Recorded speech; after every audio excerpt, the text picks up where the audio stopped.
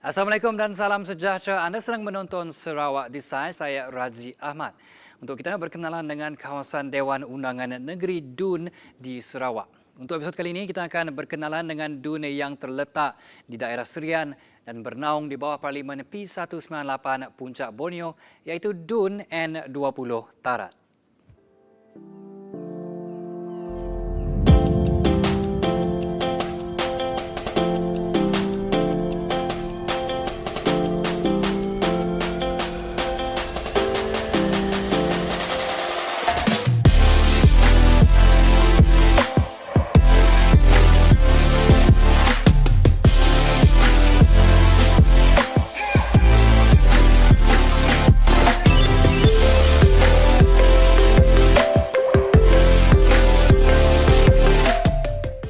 Nama Tarat ini berasal daripada nama sebuah sungai yang ada di kawasan tersebut, iaitu Sungai Tarat.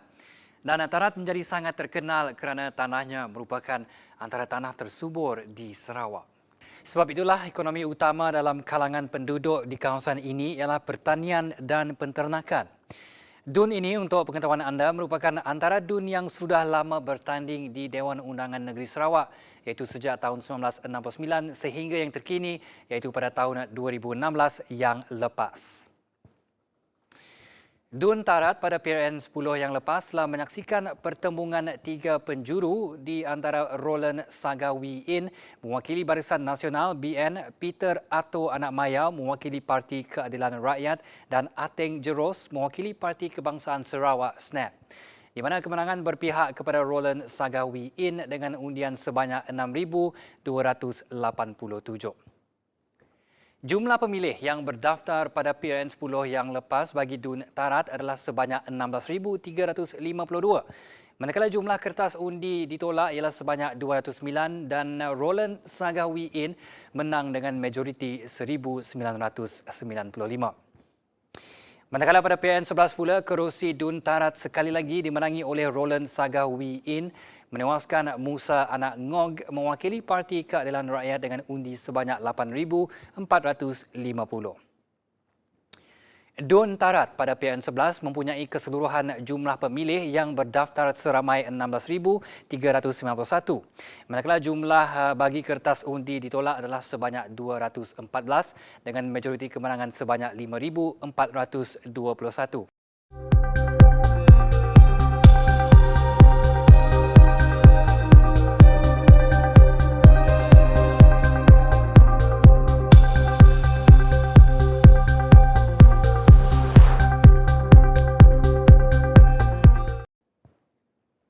Ini biodata yang kita dapat kongsikan untuk Dun Tarat.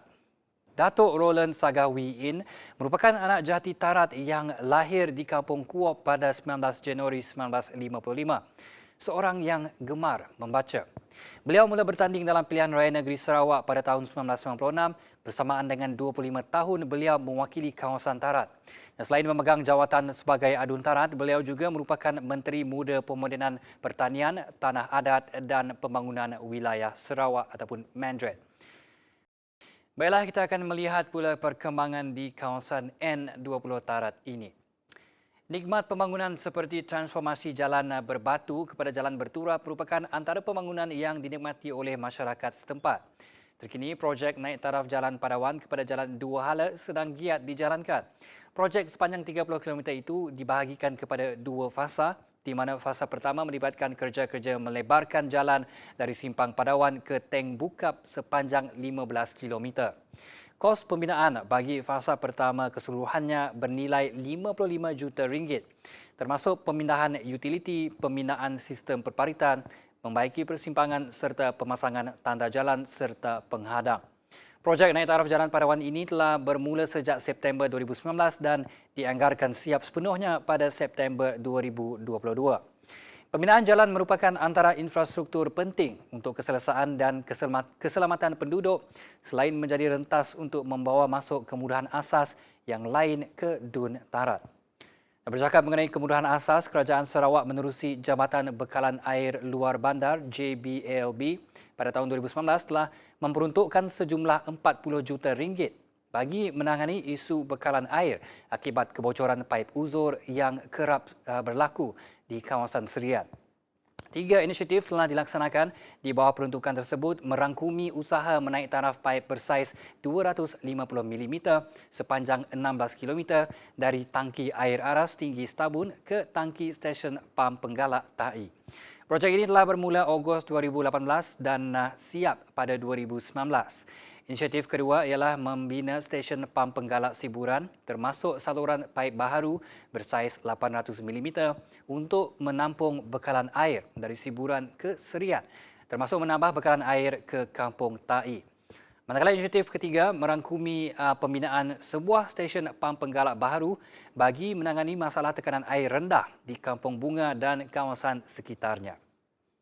Untuk rekod projek di bawah inisiatif Program Transformasi Luar Bandar RTP pula, Adun Tarat telah melaksanakan sebanyak 32 projek pada tahun 2020 merangkumi projek seperti membaik pulih dan menaik taraf Dewan-Dewan Serbaguna, Balai Raya, Padang Futsal serta menaik taraf prasarana sekolah-sekolah di kawasan Dun Tarat.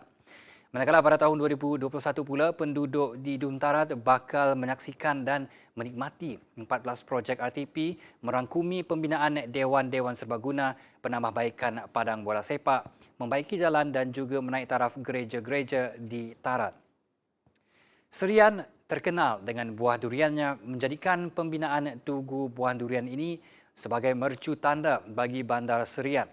Tugu buah durian tersebut terletak betul-betul di depan kilang durian di Tarat ataupun lebih dikenali sebagai Pusat Pemprosesan dan Pembungkusan Produk Pertanian ataupun CPPC.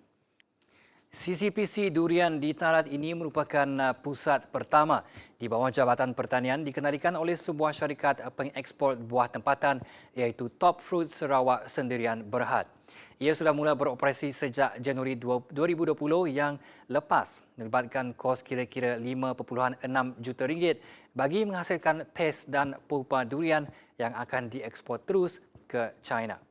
Di samping itu, bertempat di Tarat juga ialah sebuah ladang tenusu komersial diusahakan oleh sebuah syarikat swasta Eco Farm Solutions.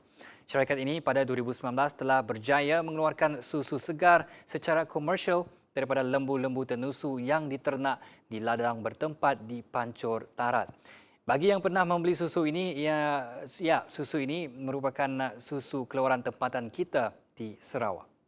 Selain itu, di Tarat juga ada empurau, ikan air tawar termahal di Malaysia.